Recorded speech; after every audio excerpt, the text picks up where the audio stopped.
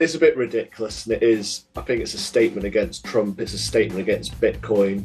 I think, yeah, it's just when you look at it, you kind of go, they don't need this money. They're doing it on purpose. You're still talking about Bitcoin now, or chopping your foreskin off? Bit of both. You could have this little snack, couldn't you? Once you've had it chopped off, put it in a frying pan, put some salt and pepper, chew it. Yeah. You've missed the pod, I can tell. See what depths we can go into today. Yeah. All right.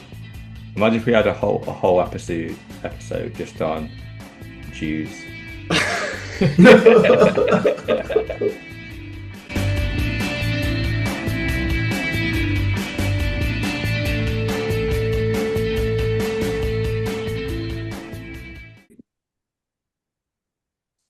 Boom. That's right. We are back, listeners.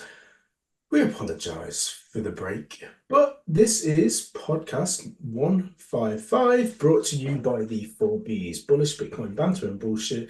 This is Sir Neverlook with Dr. Evil 10%, aka the People's Champ, and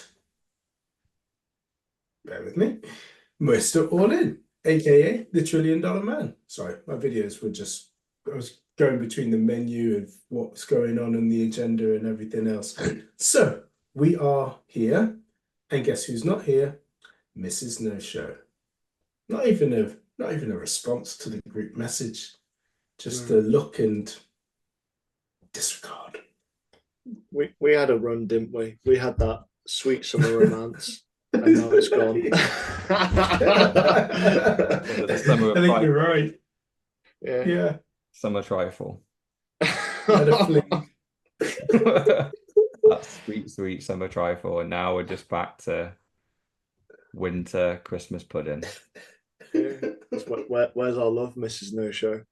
But Don't even think Mrs. No Show will listen to the shows. Oh no, he definitely doesn't listen. No. He had the opportunity. Literally, it was last week. He was going to save the day. It was only me around, and he was like, "Yeah, I'm in." I missed a call from him about an hour or two before. I just saw it on my phone and went to the missus, pods off. And then I checked the messages, and sure enough, he followed up with a text going, "Got plans."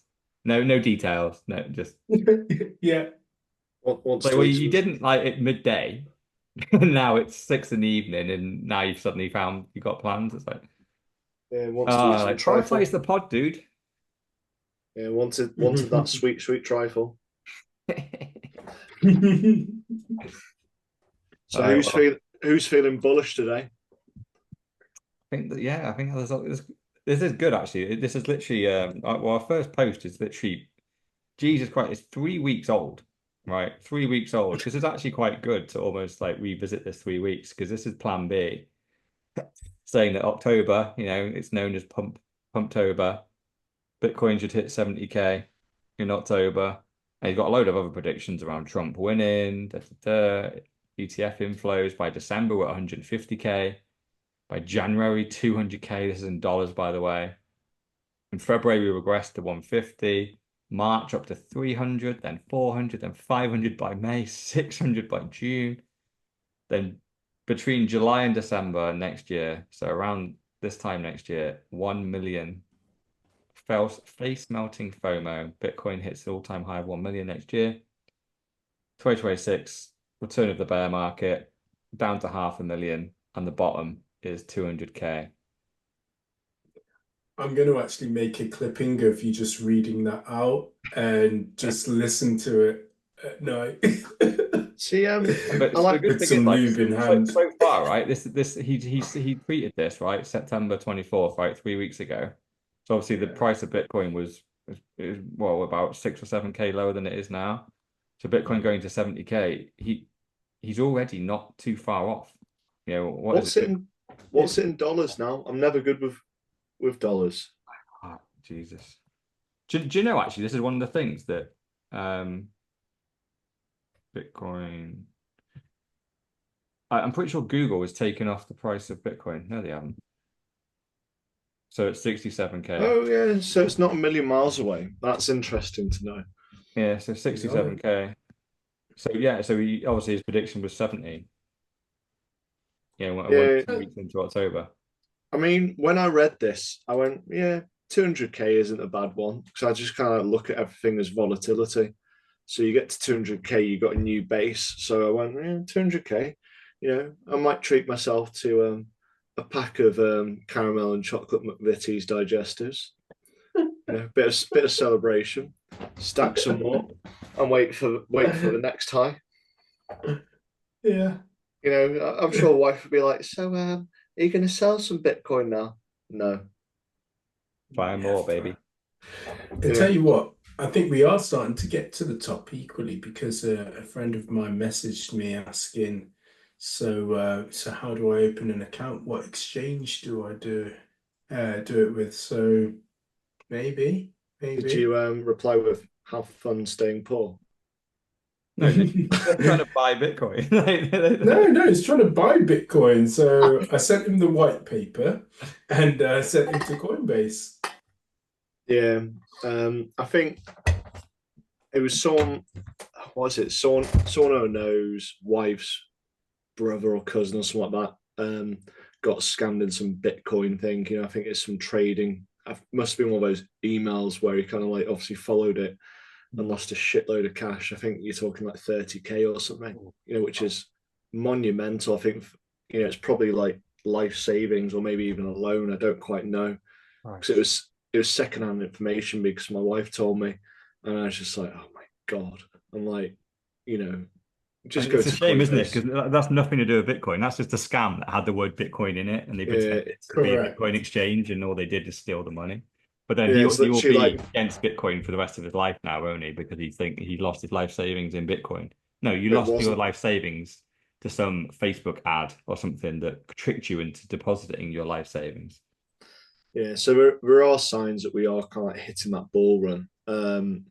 And then like some of Plan B's predictions in here made me laugh. Bitcoin legal tender in Bhutan, Argentina, and Dubai. I mean, I would say not Dubai, but it is being acknowledged that it is what's the correct word for it? Like it's seen as good tender by Islam. Legal tender, yeah. Well, it's not legal tender. It's they're saying that it's actually ethical, which is a Oh, big right, yeah, it's thing. not gambling. Yeah, Yeah, it's Yes, not gambling. and they're saying you know it's something which doesn't encourage but it's low. halal. Yeah, it's not encouraging loaning money. So they can't see that in Bhutan. Is that Islam as well? And obviously Argentina's Millet, but I kind of go I don't see Argentina happening. I Yeah, think all this is based upon Trump winning. Um, but yeah. we were talking about this before. Like, I kind of think the gap's too big for him to lose. But you're saying, well, actually, they did it last time with Biden, so I think we'll just have to wait and see. Because I just think it's too obvious now, way too obvious. Have you seen one of Harris's policies where she went 20% of crypto owners are black men, so therefore we're going to be kind to crypto regulation to What encourage the you know the personal wealth of black men. You just what? go, how have you made this a race Yeah, issue? yeah. I mean, that is fundamentally racism, isn't it?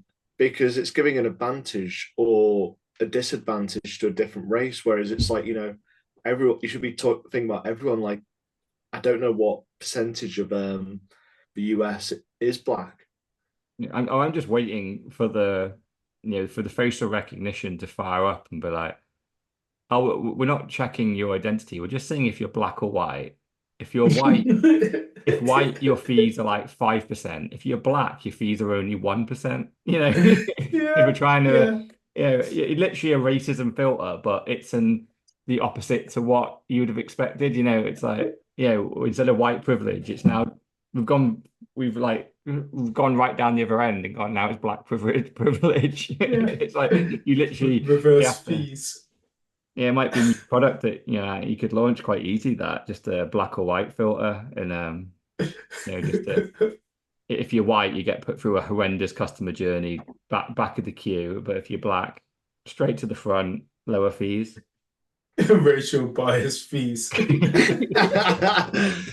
But I mean, going back to this one, like we had the plan B. It was for the last cycle, wasn't it? Where Yeah, he and put it completely, yeah, officially got debunked, but well, it technically failed, I think, but his bandings are so wide that his argument is it just trended to the bottom of his chart, and yeah. now he's going, it clearly he's very bullish again. He's collected a lot of followers. If you look at his account, he's got 1 million plus followers. Yeah, I'd love He it to has be true, but transcended Bitcoin Twitter. Plan B. He's clearly got the entire finance community, and just Yeah.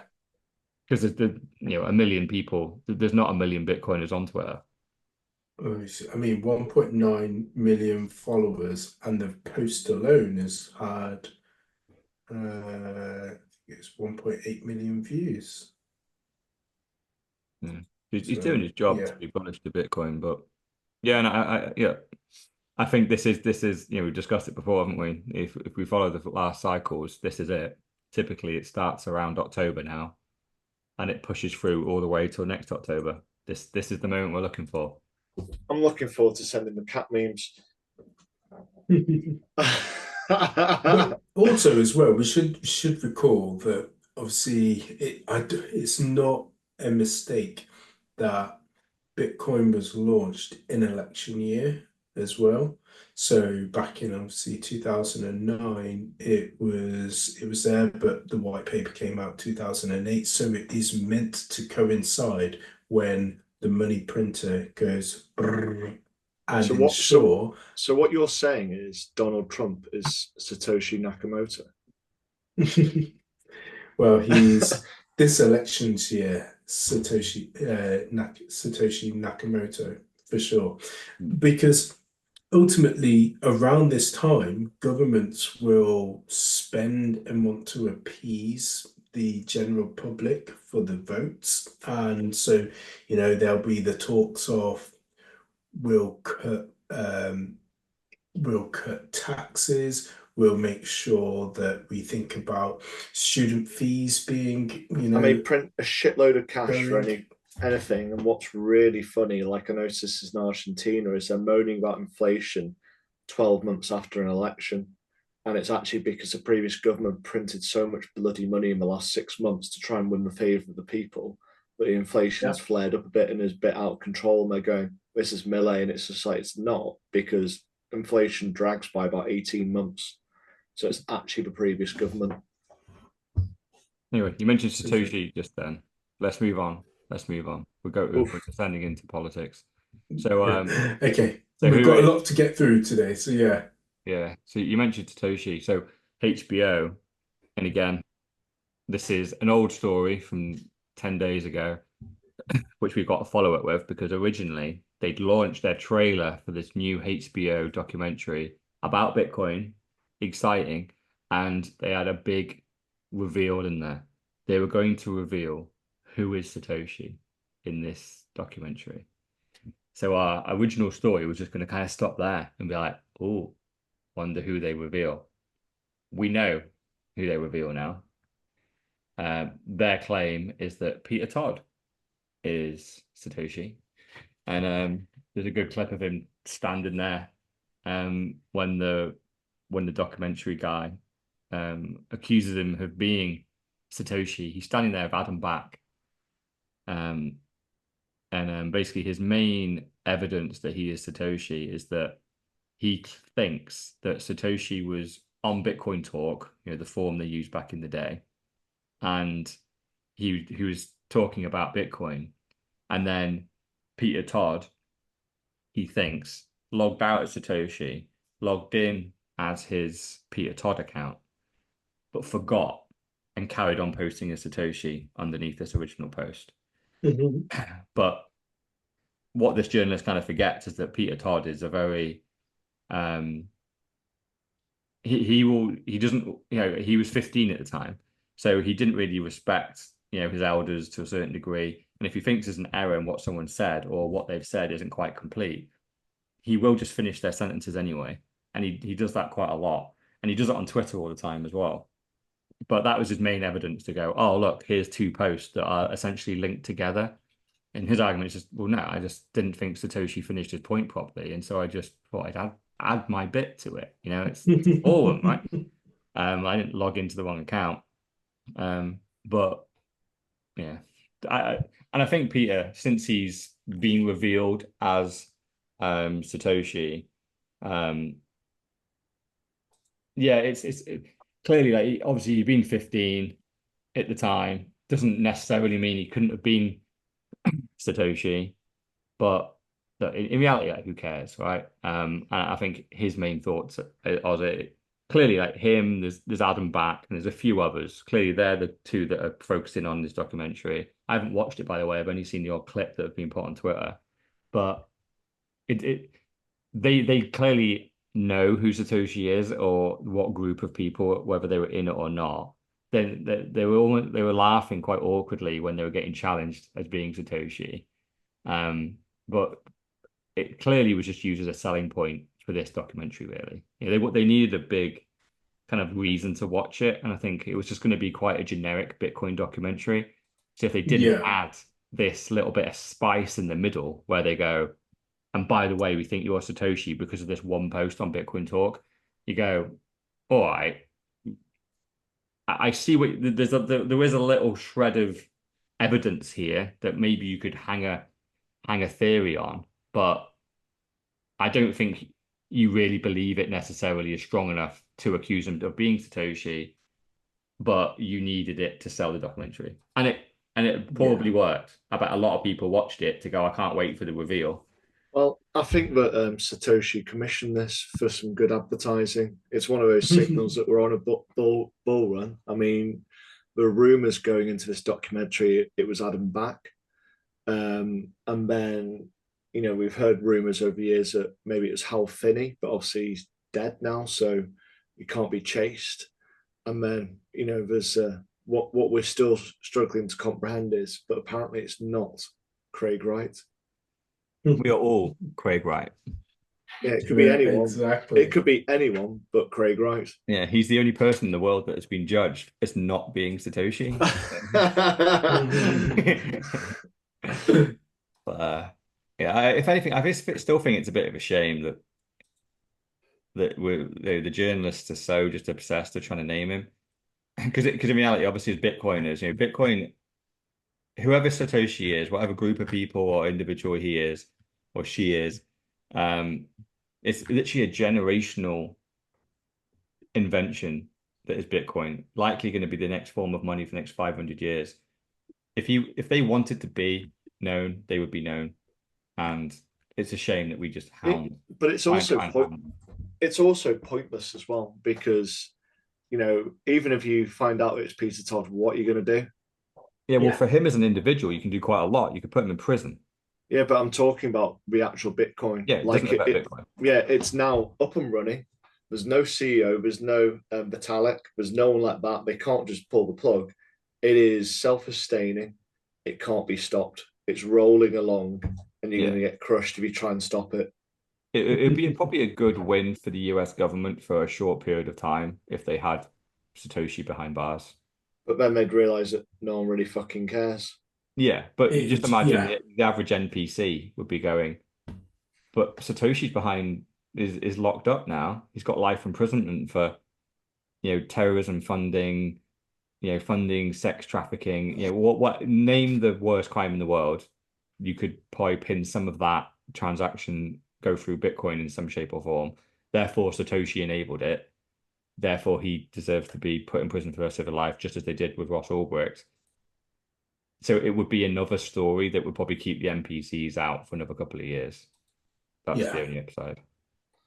Yeah, like I said, I just think it's a good piece of promotion. It's a good piece of marketing commissioned by the CEO. Yeah. Sweet. I mean, the upside would be for sure buying sats at a discounted rate, because I'm sure the price would plummet as well based on the media. But then after that, we'd be right back up. Yeah. I just mentioned Ross Ulbricht, and our next story feeds straight into it. So this actually goes back to a story we were talking about, probably a month or two ago, where Trump came in and said the US government hold a lot of Bitcoin, and he didn't, at the Bitcoin conference, he didn't say he was going to buy any more Bitcoin, but he said he's going to hold all what they had. But the Supreme Court has just allowed the US government to sell 69,000 Bitcoin that they still seized from Silk Road. How many have So they got in total? it's roughly that amount. And I think, I don't know, maybe it's a little bit more, but yeah, this is clearly in reaction to Trump saying that he's not going to sell it, he's going to hodl it. Oh, They've here we just go. gone, well, fuck it. If we pass the mandate to sell it now, and they have to sell it, I think it was by January 2026. So He and would I be in don't think, office by then. it would be an office in November at some point if he gets in, but they've already mandated that they're going to sell it in October, so it predates him. Yeah. And they would already sold a chunk before he even gets in. They'll all be halfway through selling it. And I think it's interesting timing they do this as well, right? Because clearly this October was a big month for Bitcoin. Here they are on October 8th. They've held this Bitcoin for a decade, pretty much. Yeah. October, fucking 2024, they go, oh, there's 69,000 Bitcoin. Yeah, let's just dump all this in the next 4 months. So what's really interesting is we're talking about this and we go, it's a lot of money for a person. And so he sold 69,000 Bitcoin. If we put it about 70,000, do you know what that actually means to the US government? Oh, yeah, it's meaningless in money, but what's about 4.45 billion? It's about 5 billion, and that 5 billion roughly pays off the interest on their debt for a day. Yeah. Yeah. It's a meaningless amount of money to them, but for the Bitcoin market, it's meaningful. Yeah, so there's nothing about, oh yeah, we'll get money out of this. It's just literally like, we're gonna see if we can fuck around with Bitcoin, and it's actually not the whole supply. So they're selling about a third of their supply, so they got 213,000 Bitcoin. So there's still a good amount in there. Last time, yeah. US government were top with like 200 odd thousand, yeah. But if they sell all of that, they get to pay off the debt interest for 3 days. Yeah. Wow. It makes a mockery of money, doesn't it? Obviously, the second you start talking about government debt, you realize that it's meaningless. I mean, you kind of go, well, what's that debt? How do they accumulate that debt? They buy their own bonds to give themselves money in order to print further notes. So they owe themselves fundamentally, or they owe this mysterious family.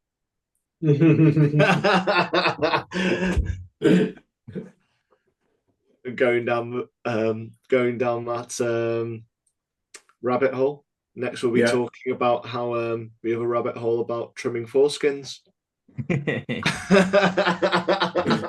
Jews. But yeah, it's a bit ridiculous, and it is. I think it's a statement against Trump. It's a statement against Bitcoin. I think, yeah, it's just when you look at it, you kind of go, they don't need this money. They're doing it on purpose. You're still talking about Bitcoin now, or chopping your foreskin off? bit of both. You could have this little snack, couldn't you? Once you've had it chopped off, put it in a frying pan, put some salt and pepper, chew it. Yeah, you've missed the pod, I can tell. See what depths we can go into today. Yeah. All right. Imagine if we had a whole episode just on Jews.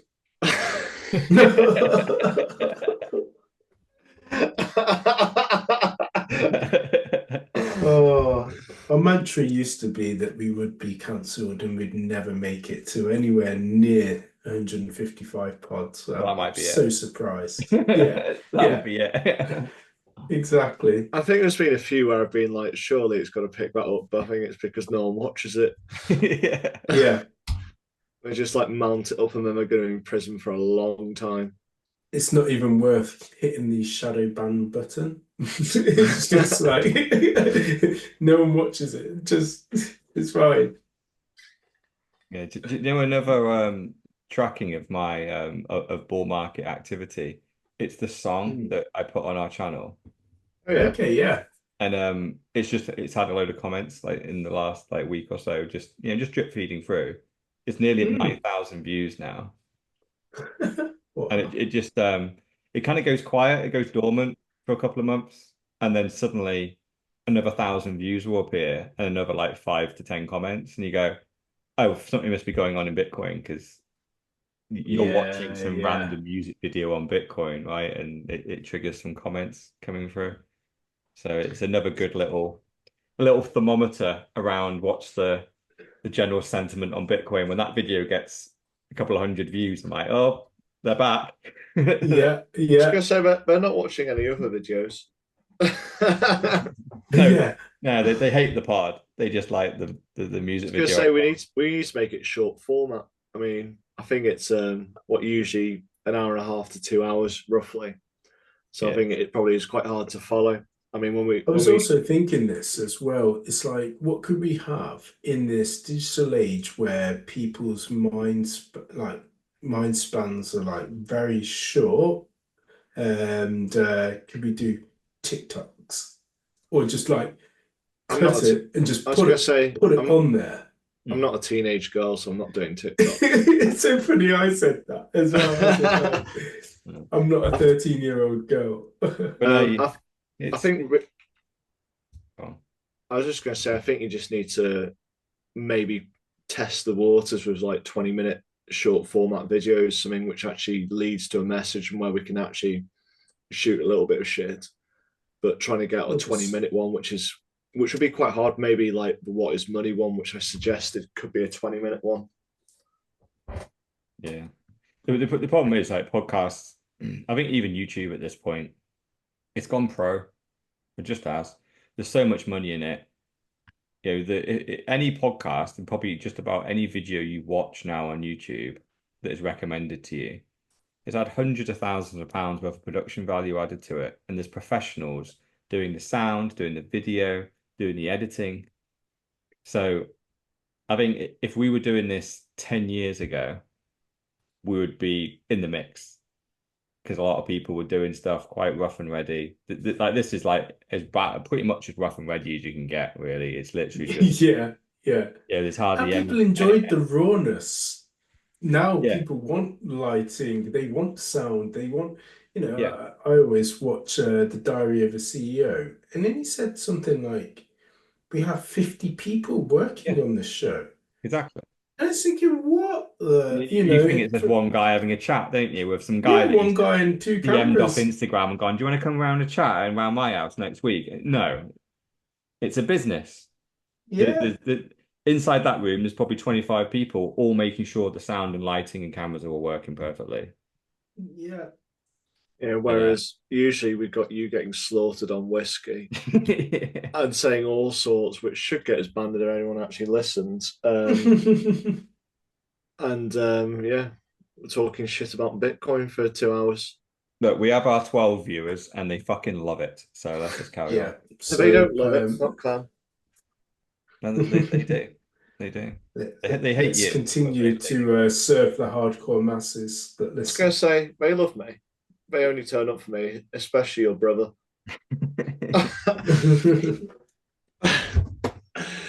But I'm anyway, sure he'll comment in the on this video. I doubt it. Not with his sausage fingers. I think he listens to the pod on like Apple Podcast, so like there's no comments on there. That's another thing they Yeah, should add. They should so have comments on Apple and Android podcasts. Like why you're not? right. Why not? Yes. There's no way to engage with an audience on the podcast platform. It's such a mess. Like, what are they doing? And you know, someone's really been affected by the comments when we turn them off on a video. Oh yeah. That's Well, brilliant. comment. That's If I see glorious. that, I go to the last video and write the same comment on there that I would have put on that one.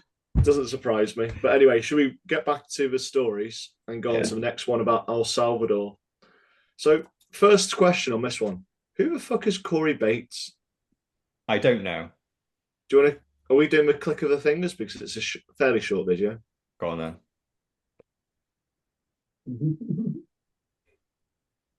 So there he is, shitting on Bitcoin. He's clearly pretty clueless, right? So he's reacting to Trump saying that he's going to hold Bitcoin and potentially even buy more Bitcoin with tax money, tax paying, dollars. I love how he says taxpayers' money, and then it's just like, do you actually realize what the government actually spends? And it isn't just taxpayers' money. I know they most of it is printed, and like you do realize your tax dollars, like they fund the government about 3% of what they need.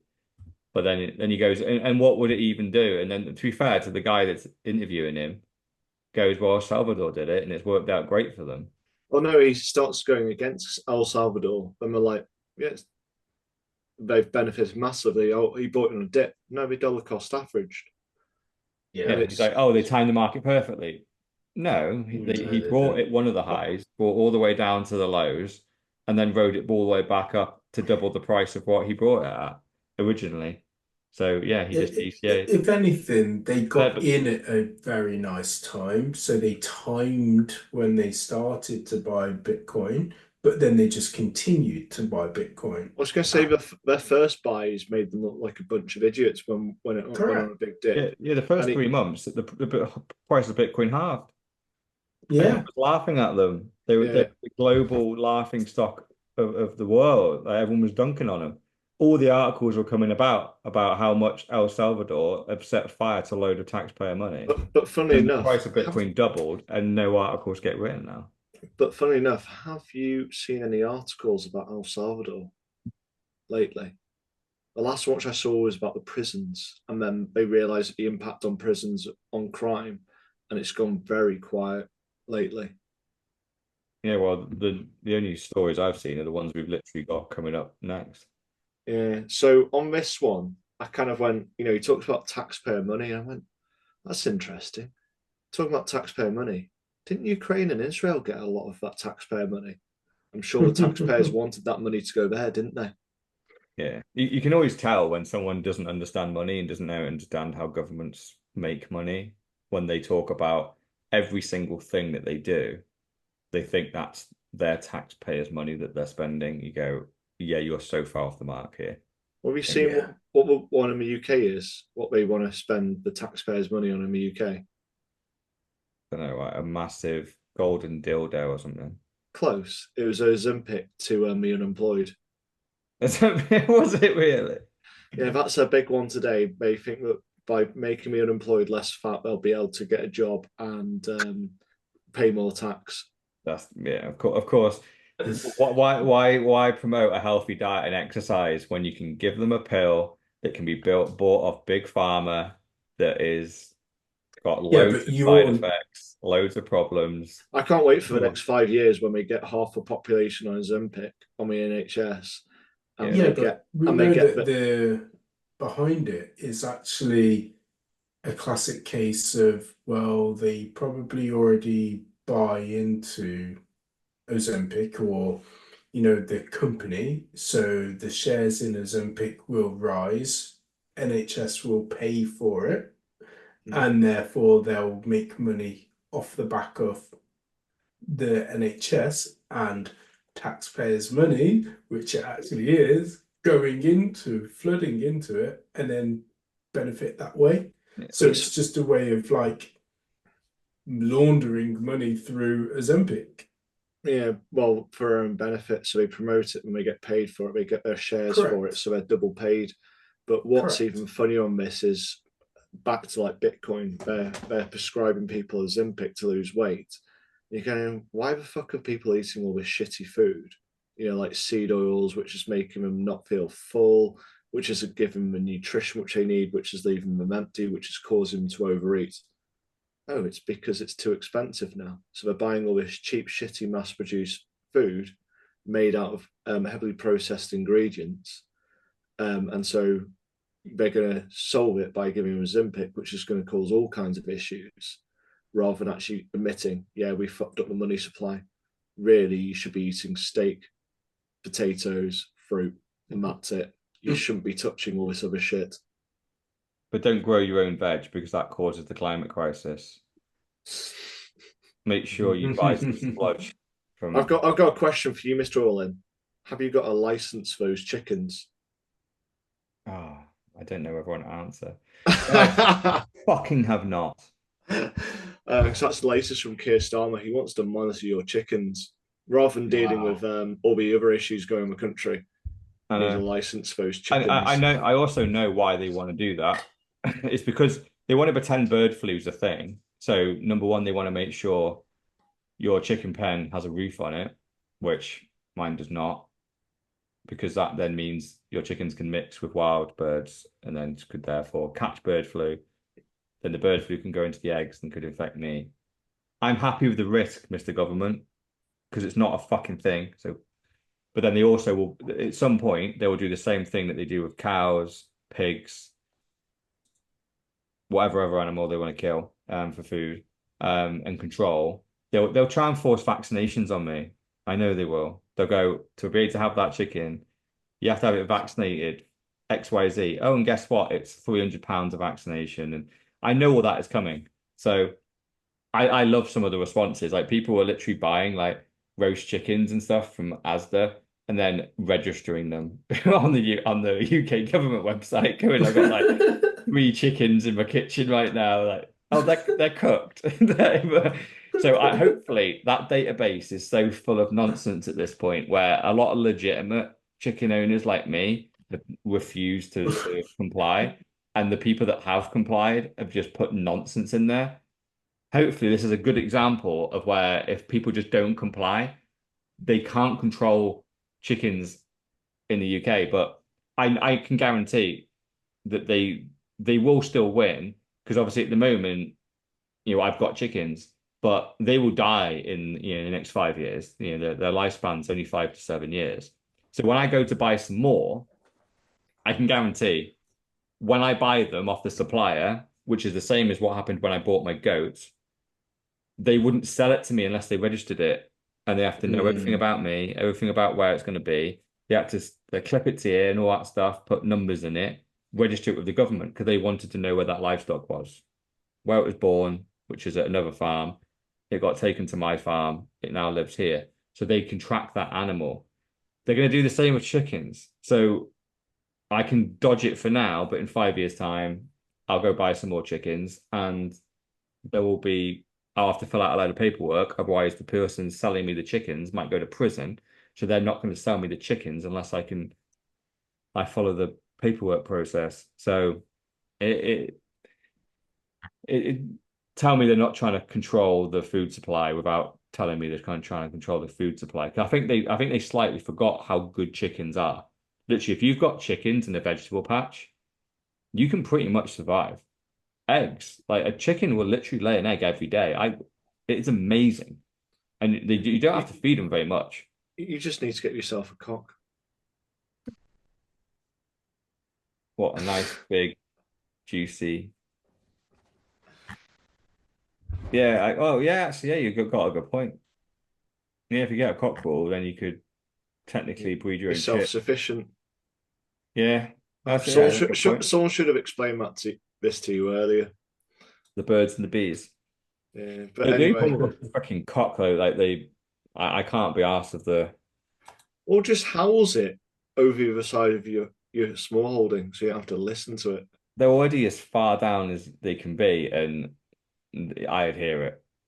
Okay. They're so fucking loud, those things. Anyway, should we go back to talking about El Salvador? Because we've taken quite a big tangent onto cocks from El Salvador. So what the IMF have to say about El Salvador? The IMF is, I don't know anyone who isn't familiar. They're this noble company or organization who've got every best interest at heart for all these different countries. So anyone following El Salvador, they've taken a lot of loans from IMF previously, which left them struggling to pay them back. But they've got into a habit of working out how to cut costs, cut crime, and ultimately pay back their loans early. But now the IMF has turned around and said, "Oh, we don't want to give you any more loans because we don't like Bitcoin." So it just seems like a big surprise. But I do wonder, do they really need it anymore? No, literally, Bukulele came out after this article because, again, it's a bit old. It's October 4th. This article came out, so about 11 days ago, and just said, yes, we do have some loans still outstanding with the IMF, and we'll just pay them back. We're good now. Our economy and our financial status is solid. I think it was like 700 million or something they still owed. That's not a lot of money for a country, even like No. El Salvador. So they're doing really well. Yeah, yeah. And but this is the first time the IMF, which for anyone that knows is a classic three-letter agency that have unelected officials that control, They're, for they're some not reason, how they're not much part of money. America. They're not part of the World Bank. They're not part of the family which must be named. Yeah, it's bizarre, right? It's like all these three-letter agencies that just exist that somehow sit above all the governments. Because these guys, right, I just Googled them, and Google tells me that they're a financial institution that works to promote global economic stability and growth. That's what Google's AI tells me. But the big question is, where the fuck does our money come from in order to be able to loan to companies? It's not just going, oh yeah, you want to get a loan out so you can buy yourself out a new car. It's like we're going to loan you billions. Yeah, exactly. Yeah. So where does that money come from in the first place? Yeah, that's a whole rabbit hole in itself. But this is the first time they've admitted. So we knew this. When El Salvador went onto a Bitcoin standard, what is it, about 3 years ago now, the IMF straight away cut them off. And their excuse at the time was just, oh no, El Salvador is just in a bad economic state. Nothing to do with the fact they've moved to a Bitcoin standard. They don't qualify for this anymore. So this is the first time they've actually admitted that the key reason why they are withholding, subsidies and loans that would usually be available to a country like El Salvador, it's because of their interest in Bitcoin specifically, and the fact they're holding it in their national treasury. This woman has actually admitted that it is specifically Bitcoin that they are against, which is directly saying if Bukulele wasn't the Giga Chad that he is, this would be enough of an indication to go, oh, so you're telling me my Bitcoin holdings are stopping me accessing billions, and as a potentially corrupt government official, I can rake off tens of millions of that of my own for my own family and just retire comfortably and just grease everyone's hands to keep me good. If he was corrupt, he would be coming off a Bitcoin standard tomorrow, moving back to this, playing favor to the IMF, getting billions in, taking millions out of himself, retiring to his own private island somewhere, and the world continues as it is, based where the entire country is reliant and subservient to these three-letter agencies. But fair play to Bukulele. He just put two fingers up to this and gone, no, I'm not corrupt. I believe in the Bitcoin standard. I believe it's the best thing for the people, for the country. It's not the best thing for me as an individual. The best thing for him as an individual is to stop being on a Bitcoin standard, do what the IMF need, be bribed to hell, take his cut, and sail off into the sunset. So fair play to him, but fuck the IMF. They've just admitted that they are purposely withholding funds from El Salvador because they like Bitcoin. That money supposedly is supposed to help poverty, help them combat crime, help their health services. It's not to enslave countries, is it? Well, yeah, clearly that is what it's to do, is to control and enslave. No, I thought it wasn't. What are you trying to say? I don't like the way which this pod's going. Turn into a conspiracy theory. Next you'll be saying the Rothschilds are involved. I'm just not having that. The good thing is this is one of the stories which actually proves that the conspiracy isn't a conspiracy because they've just admitted it. Before it was a conspiracy to go, the IMF are being harsh on El Salvador because of their Bitcoin position. Their argument was, no, it's not. It's for all these other reasons. They've just admitted it's because of Bitcoin. So the conspiracy is now busted. El Salvador are being persecuted because they like Bitcoin. But it's really interesting that El Salvador and Argentina are trying to run countries like, I suppose, like a family would almost run their financials. And it's funny, they're looking at what's coming in and making sure their spends don't outweigh it, whereas you just don't see that currently. You always see every country overspending. So like, it's very old school, isn't it? Yeah, so I watch El Salvador. Put some money aside each month. Because I think the whole plan is obviously to have their own currency, which is why they've gone towards Bitcoin, because they can't rely on a dollar because it keeps on getting debased by America and they get no benefit from it. And Argentina, they've destroyed, what is it, like about 5 currencies in the last 50 years. And they've had something like 1,000% average inflation for the last 40 years. But yeah, some people are trying to pick up the Malays getting some like 20% inflation, so he must be bad. But obviously he's cutting costs. So really, two really interesting countries to watch. And El Salvador seems to be on the other side of that kind of like bump. You're seeing all the positives kind of like play out now. Yeah. I wonder if there'll be any media surrounding, let's go back to our first story in Plan B. And if it all happens to, pan out like that, as it seems to be doing so well, will anybody be talking about them as a positive? Clearly not. You'll get it when it hits 200k after the million top. You'll be like, oh, Bukaleli's were left with egg on his face after he's lost X amount. And it'll be like, he's still got the Bitcoin and it was bought at X. So his actual, theoretical profit is quite astronomical still. So it'll be interesting to watch that slant go. Yeah. Yeah, they only talk about the dips, yeah. So I get that now. I got like, someone tried to make fun of it when it was like at 40 something thousand. I was like, you do realize I'm still massively in the black. Yeah. £40,000 per coin. You do realize that is a huge amount of money. If it was at 4, maybe take a little victory lap, but is it 40? And right now it's at 51. Yeah, it's funny. People don't. We're doing all right. But anyway, should we move on to the next one? Move along. FUD of the week. Yeah, go on. So this is one of correct me if I'm wrong. Bill Maher is one of the late night talk hosts in America.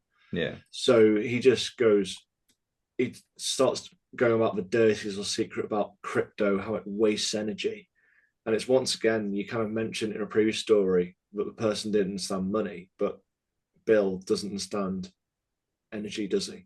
He doesn't understand about waste energy. He doesn't know anything about Bitcoin or crypto.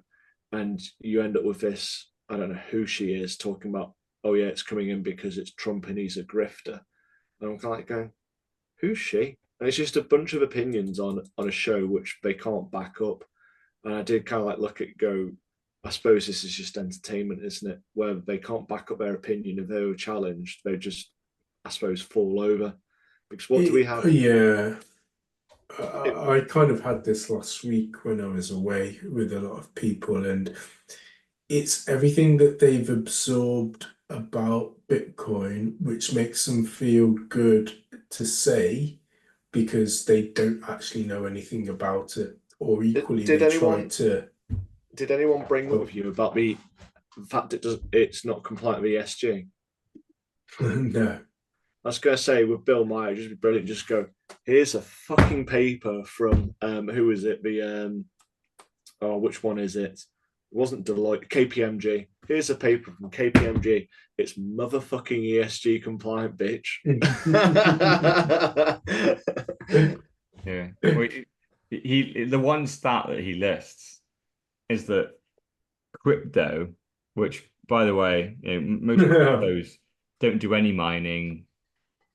They're just centralized databases. So really talking about Bitcoin, he reckons it takes up 8% of global energy or US energy, whichever one you want to say. But straight away, he's hugely wrong by that. The official number is 0.5%. And like you just said, a lot of that 0.5 is the cheapest energy that likely wouldn't have been used for anything. Some of it is just literally waste energy. So yes, technically, Bitcoin makes up 0.5, but a lot of that, if you just switch Bitcoin off tomorrow, you don't get 0.5 back. You probably get like 0.1 back because the other 0.4 would have just been wasted anyway or wouldn't have been useful because that's the beautiful thing about Bitcoin. It's the beautiful way that Satoshi built it, is that if you are paying for high cost energy, you will not be competitive in the mining industry. You have to get very low cost energy. So where's low cost energy? It's in the very remote places, very far away from city centers, which is where all the problem of energy is. You don't get problems of energy right out in the rural places. That's where Bitcoin miners go to. They go there and capture some bizarre, weirdly, some green energy. You can call it green. Quite often it not necessarily is, which is wind and water power, hydro, which does affect the environment. It's not green. It's all in this white green washing that we live in. Dismantling the environment and putting big wind farms up and disrupting the flow of rivers is somehow green. I don't know how the fuck we've managed to get to that place. It does not look green to me. Non-recyclable energy sources which don't actually provide anything to the actual energy supply within the UK because they have to have 100% of what the customers need because you can't rely on these renewables. So therefore, it's actually waste energy. So you've got waste energy with waste products. That's what I love about it. When you come to the realization of that. Yeah. So I don't know where the hell, because normally Bill Meyer, he can talk a lot of shit, but is normally the facts that he obviously looks down on his cards quite regularly. The information on those are normally pretty accurate. Sometimes you can lie with these stats, as we've seen. There's very good ways you can lie with data. But he says the number 8%. I just don't know where he's got that from. 8% is such a large number, and it's just nowhere near that. So if you go to his video, the first comment on Bill Myers actually one is Saifedean Amos, who says, "Make sure you stay away from Bitcoin, comma pedo."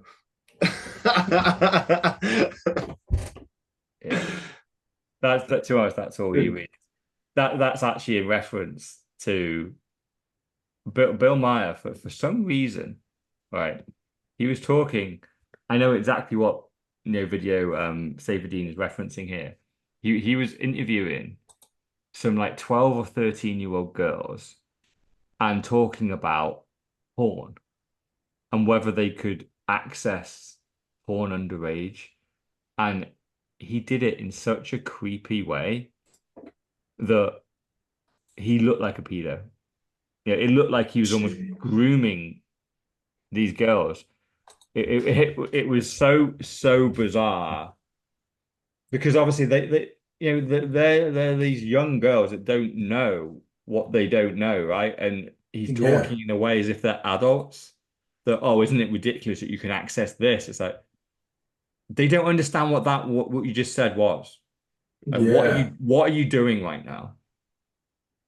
Like, So ever since then, I think a lot of Bitcoin Twitter just calls Bill a pedo. So probably a good place to leave that story, really. Bill Meyer is allegedly a pedo. So moving on to Swan. I read this one, and it's not one which I really really understand because it's on about tether and all sorts. I was like, I've got no idea about tether and mining, so not really so much I know much about.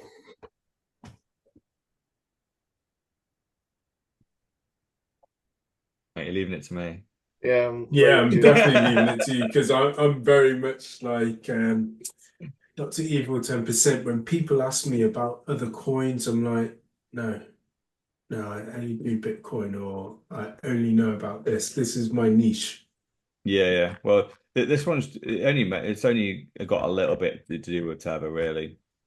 It's well, really, actually, Tether are the other side of this argument. So basically, Swan. I think we actually covered this probably a year ago, where Swan were going to set up, or probably still are setting up, a large mining operation all around Bitcoin, right? So they've been doing this. They've been hiring employees, obviously building big mining operation. And essentially, what has happened is that Swan believe that Tether, who I don't know why, but maybe they Tether themselves have a large mining operation.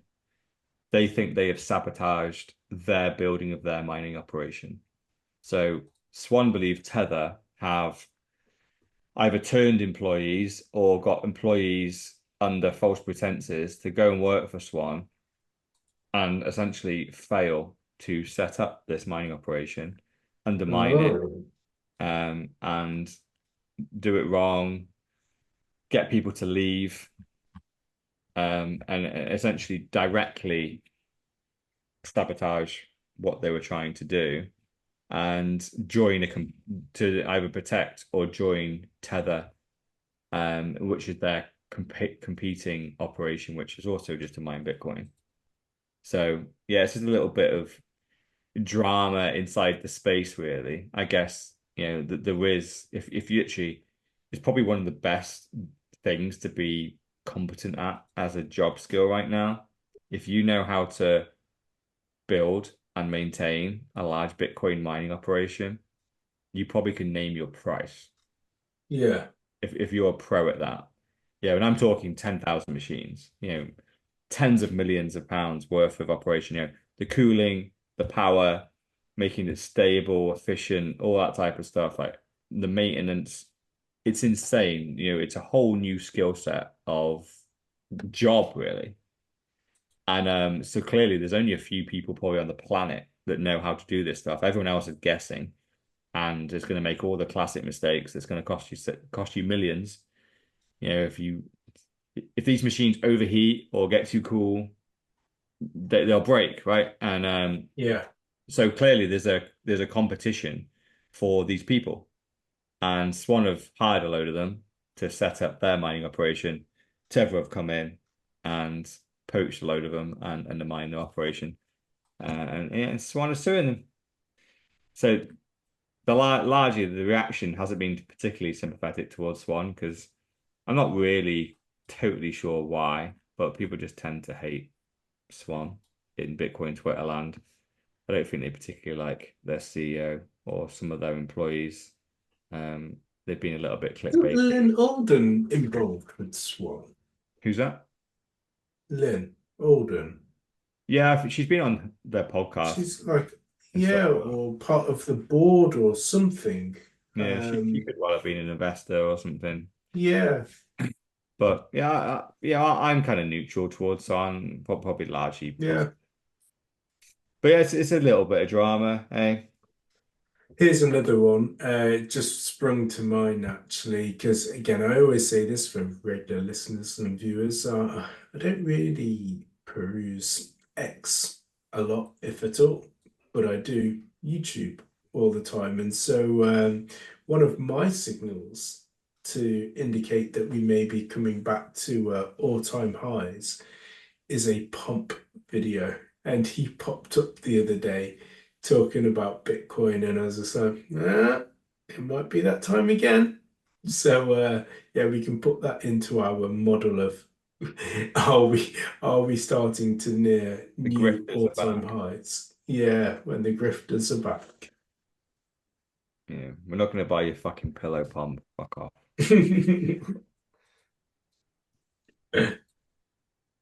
It's disgusting. Yeah. He shed Bitcoin. All right. So we Next. got another tweet in here. So it starts with, God, remember Raoul Paul? Yeah, You another remember him? one. Yeah. He started off as a Bitcoiner. He really did. Yeah. And yeah, so here he is going, his main game is this. To say they're going, Yeah, Bitcoin misses you. Solana. Yeah. Yeah, just a load of freaking. But he's just shilling his bags. Like, I don't think he believes any of these things really. I think he's got a big following, so he just knows by posting a shitcoin, like it'll probably pump a little bit. And but yeah, He's so it's another one of one these with like, one of those universities as well. Universities. It's at yeah. Hustlers University. Yeah. I've just kind of gone, I've seen him there, and this is a recent post because I remember seeing it. Hmm. And he's got, I mean, we can go through his shit coins, but he's got NFTs in there. I thought NFTs had really died. His profile picture's still an NFT. So clearly he's still holding big bags of NFTs. He's trying to offload them. So he's pretending them back. So just so he can sell the shit he's got.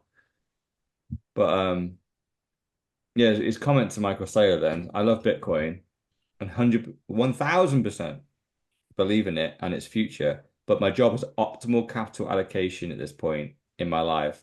And that means aggressive risk taking, which is what I do for a living. I'm not as rich as you. And this is like retweeted by this guy, Luke. He's a Bitcoiner. And yeah, Raoul Paul, right, he's retired, lives in like the Seychelles or something, some type of tax haven. So he is definitely in the top 1%. Yeah, he is saying he has to be aggressive in being an optimal capital allocator, um, to outperform Bitcoin, where Yeah. Michael Saylor, all he is doing is just dumping every available dollar he has into Bitcoin. And you just go, Raoul, this guy is clearly worth 10 million plus. Yeah, Yeah. hardly anyone is in Michael Saylor land where you're worth, and have access to billions and billions of dollars. But to think that if you're worth 10, 20, 30 million, whatever Raoul Paul is worth, that you have to gamble on these type of shit coins and NFTs because to be aggressive, even though you believe in Bitcoin 1000%, which basically means Bitcoin could 100x from here in the next 12 months. He thinks you have to be even more aggressive. It just is just a great His story, I think, mantra, of the yeah, nonsense. again, he does a lot on YouTube, and his mantra is this is the time to make as much money as possible between now and 2030. And gambling on these meme shit coins is the thing to do, as opposed to do it the Bitcoin way. He does say, yeah, that's where the sensible money is. Just go with Bitcoin, but gamble over here and don't be afraid to go over there and do that. What I don't get though is we all know that eventually the the music stops on these shit coins, but we don't know when. And it's like he's trying to pretend that he knows, oh yeah, just do it, and then this is the point of when you come out, and no one knows that. And again, he can afford to do that. And no doubt, it's a, I think he's portraying that there's a large percentage of his bags that are in that. But I think behind the scenes, a lot of it will just be in the safe Bitcoin. And I know he is big on Ethereum as well. So, but of the thousands that are out there, it's kind of safer doing that as opposed to what it's actually saying. Yeah. And you mentioned Ethereum. That links us perfectly Yeah. into the next story, because a lot of people think, oh, there's kind of two blue chips of crypto, Yeah. right? Just hold a bit of Bitcoin, hold a bit of Ethereum. Well, put your main bags into Bitcoin, put your next big bag into Ethereum, and then experiment with some shit coins. Yeah, and see how you Yeah. go. Okay, let's say you do that. Let's just share this screen and let's just show people. Here is Paul Graham tweeting. A friend of mine is basically never wrong about financial questions, converted 80% of his Bitcoin into Ethereum. He said this in August 2021. So here's August 2021. And this is the Ethereum Bitcoin chart, where essentially one Ethereum is worth like 0.08 of a Bitcoin. So that chart has been quite volatile. But since, what is it? Probably the end of 2022, it's pretty much trended directly down. And now one Ethereum trends to half of what it used to. So 0.04 of a Bitcoin now. So if you had followed this advice and converted your Ethereum to Bitcoin, no, your Bitcoin to Ethereum, essentially you'd have lost half your Bitcoin, because Ethereum has underperformed Bitcoin. And admittedly, this is in a bear market, remember? Like this is, or Bitcoin largely been trading sideways. And we don't pay any attention to Ethereum because who gives a shit? But this chart clearly shows that Ethereum's, well, 50% down on where Bitcoin is. So that's the other blue chip, the other blue chip of the crypto world, because we could have showed a million charts on here. Yeah. Like the amount of shit coins and NFTs, we wouldn't be showing a 50% drop.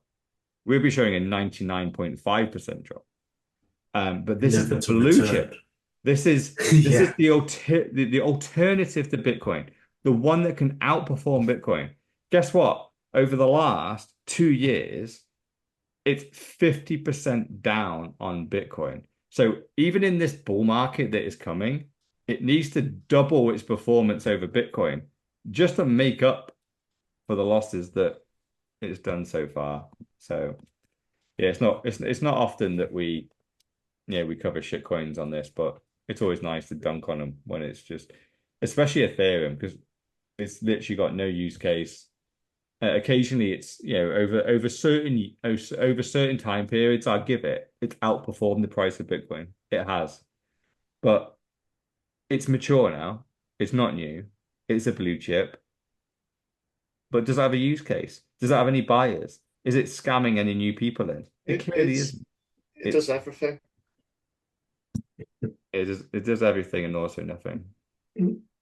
I think though I know we've said it before and we've been here before, that ultimately if we are going to go on a bull run, people will naturally see the price of Bitcoin and go to the next blue chip because they think, oh well, I'll never get there, because they'll be thinking in unit bias. I think what's the price of Ethereum is around about, let's see, I won't guess. Yeah, just under £2,000 right now. Whereas, as we've seen, Bitcoin's 51,000. So people in their minds will naturally be like, well, it's easier to get from 2 to 4 than 51 to 102, if they're going to double. Yeah, I guess the unit bias also steps in, doesn't it? If you've got a couple of grand to spend, I could buy a whole Ethereum, but Correct. Yeah. And people won't look back on the charts because that's a next level of intelligence to think that what the last 2 years it's been down and just look at this, and and they no one won't do looks at that. the overall supply, right? There's Correct. 21 million Bitcoin, there's hundreds of millions of Ethereum. It's why people buy Doge, because Doge is like 30 cents or something.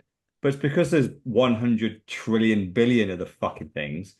So if you add them all up, the market cap is similar to Bitcoin, or well, half of the market cap of Bitcoin or something. Yeah.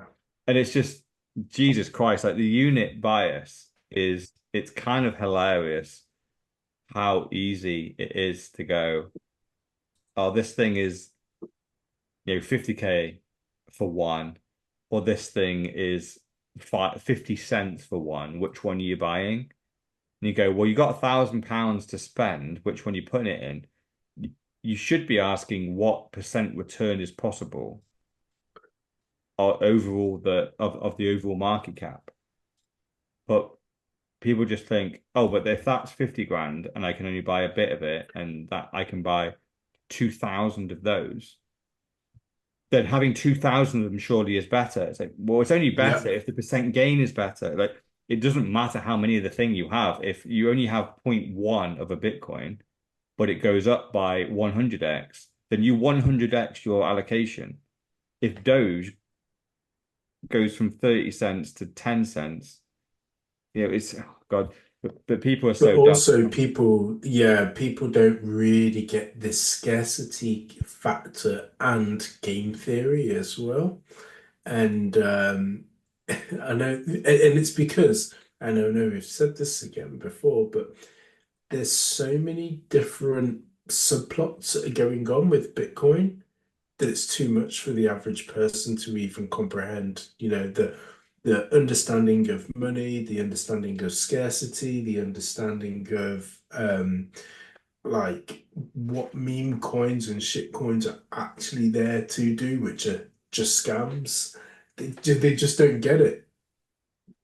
So they just fall to the ease of, well, I'll just get that and not really do any research. I don't know. I realized today actually when I was looking into it, I got my brother again texted me about the potential of capital gains tax in the UK doubling from 20% to 39%. So I had a little Google around going, geez, is this true? And it's only a rumor, but it's looking likely that it's No. capital gains tax is going to go up significantly. So they've already lowered all the tax-free elements, right? So it used to be 11, went to 6, now it's 3. But at least that they kept the actual tax of your gains at 20. It used to be 28 back in 2010. It got lowered to 20. One of the very rare tax lowering that's ever happened. But now that they're playing with the idea of doubling it from 20 to 39. So I was looking around on it, and one of the articles just went, only 0.65% of the UK population pay capital gains tax.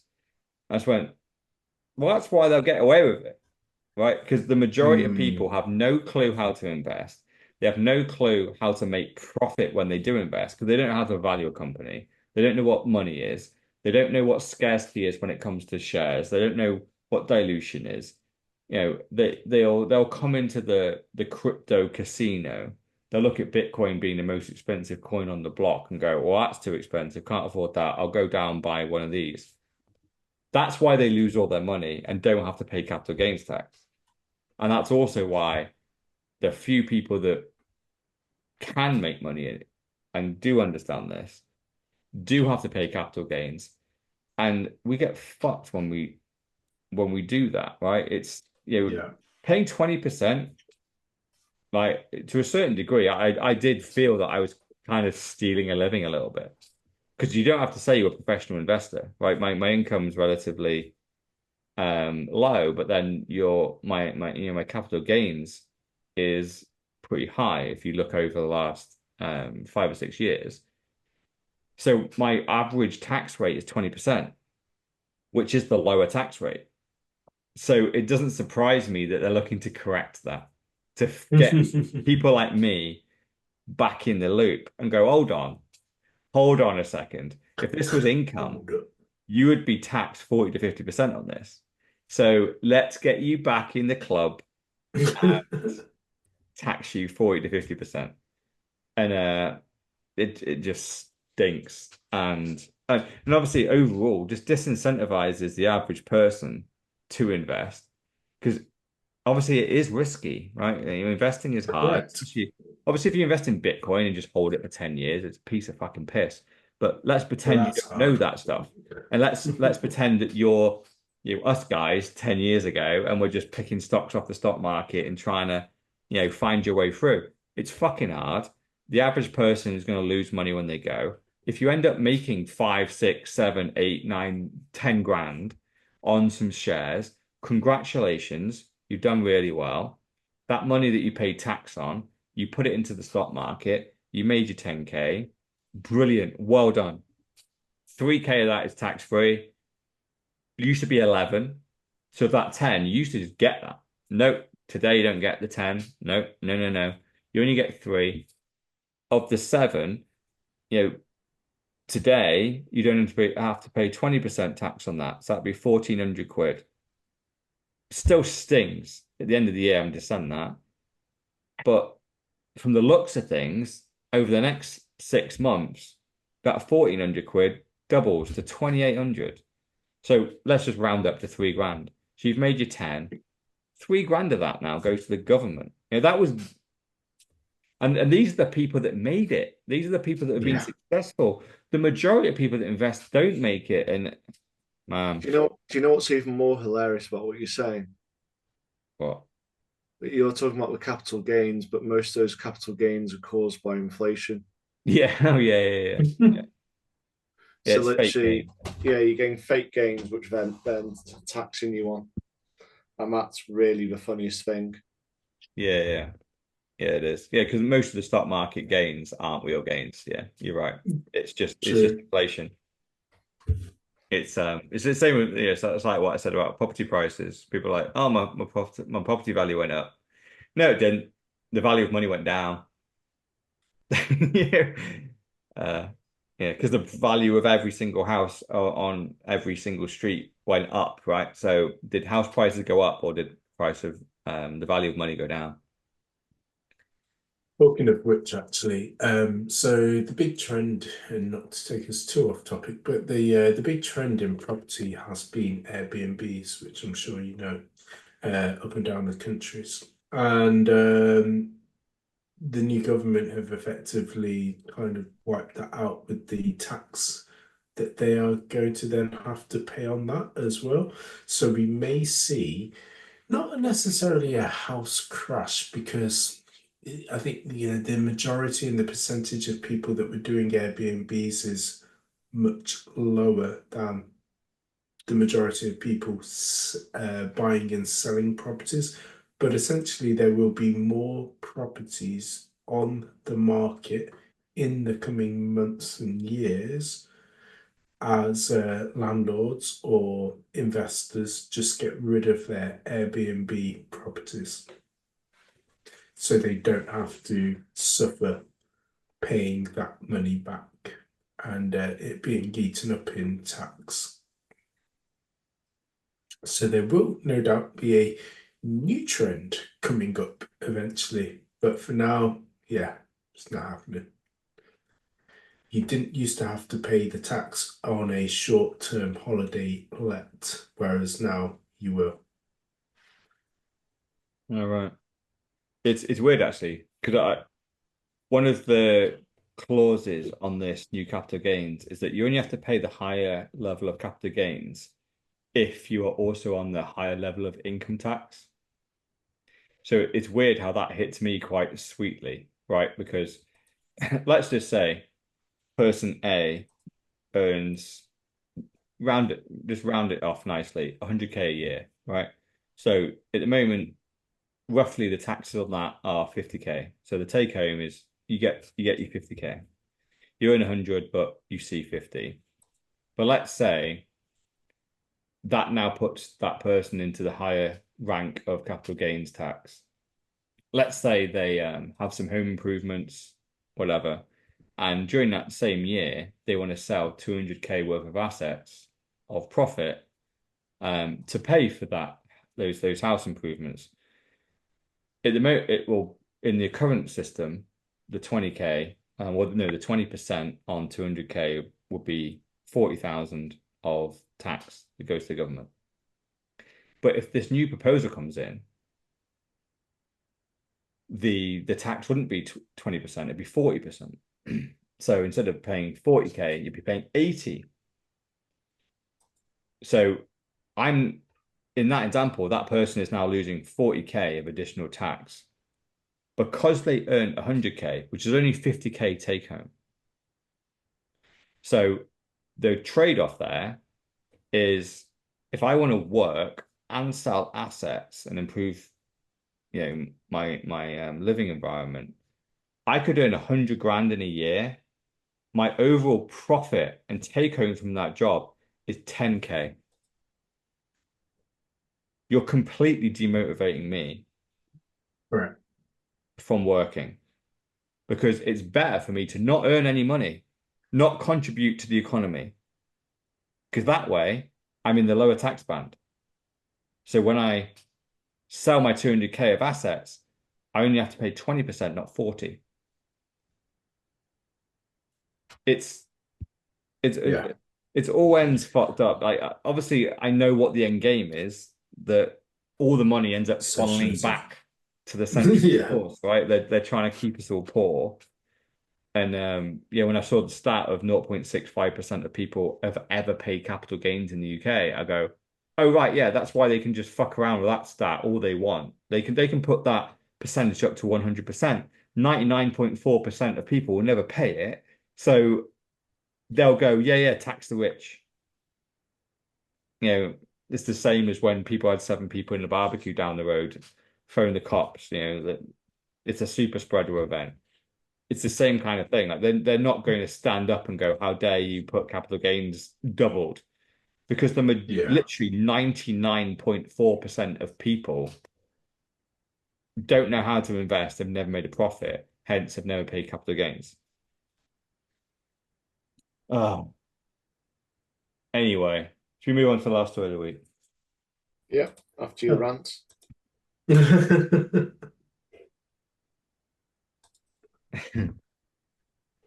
Man, I love this guy. So this is You're gonna play the clip, yeah? Yeah, should I play it? I'll play it, go on. So there's some like Spanish Mexican dude, UFC fighter, and Renato Macana. He's a decent fighter in the UFC. And I just shoved this in there at the end of the agenda because obviously massive UFC fan. And a lot of the fighters seem to be pretty based. And this guy was forced to fight in France. This is the Paris card that UFC had. Again, for anyone listening, it was freaking 2 weeks ago. The agenda is fucking old because we've missed so many pods. But 2 weeks ago, he fought there, he won. They always do a post-fight interview, and all he did, fuck Macron, fuck the globalists. They're stealing our money. And I don't think he's a Bitcoiner, but he gets it. Yeah, it's so obvious. And so many UFC fighters seem to get it. They seem to just understand. Because one of the things that happens is wherever you fight in the UFC, you have to pay the taxes of that territory. So Renato has been talking about, he's a fighter that lives in Mexico, I think. The tax is much kinder there, but he fought in France. So he has to pay, he's basically a France consultant for the night. His money gets taxed on the French tax system. And he was not happy about paying Macron all that money that he earned by punching some guy in the face and knocking him out. I think the fighters, because I see the same within boxing, I think it's down to time preference and like high time and short time preference because their career is so short. And so they have to maximize as much as they can in the time that they're fighting. And then they realize, hold on a minute, I just made $1 million. I didn't. I made 500,000. And then I've got to pay 10% to my coaches. Okay, so now I'm down to 450, and so on and so on. And it just chunks down and down and down. And they're like, people are eating off me for free. And what have I got left to show for it with a busted arm, nose, and whatever else hurt that night? So I think that's why they get it.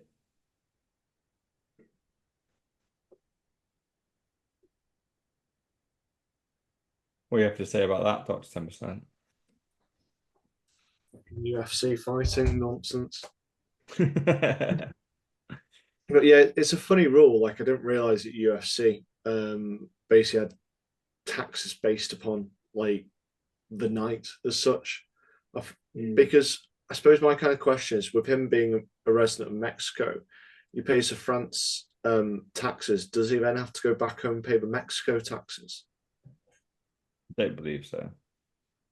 Yeah, so you just don't want to fight in high tax jurisdictions, then, do you? Yeah, that's why the No. boxers Well, fight that's in why Saudi it Arabia. was always Las Vegas or Saudi now. Yeah.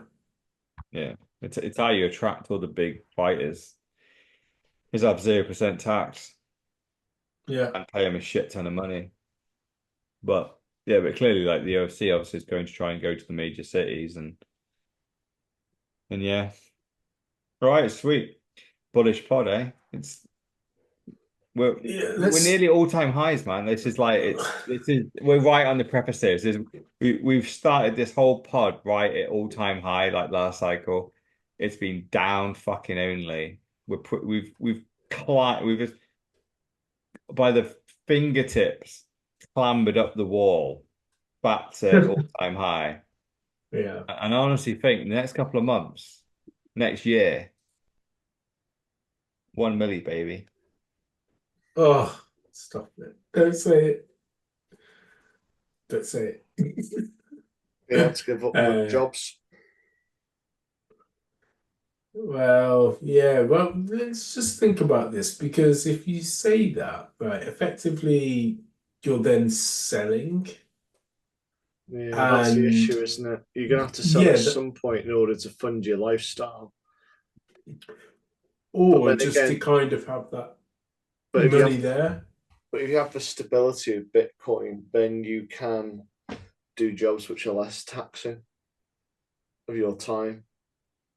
So you're literally just paying your immediate expenditure rather than saving for the future as one benefit.